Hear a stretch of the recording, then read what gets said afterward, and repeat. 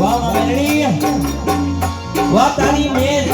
અને તારી મેર સદાયના માટે રાખજે માં હે કંકુડા ડોળાના માના પગલા દેખા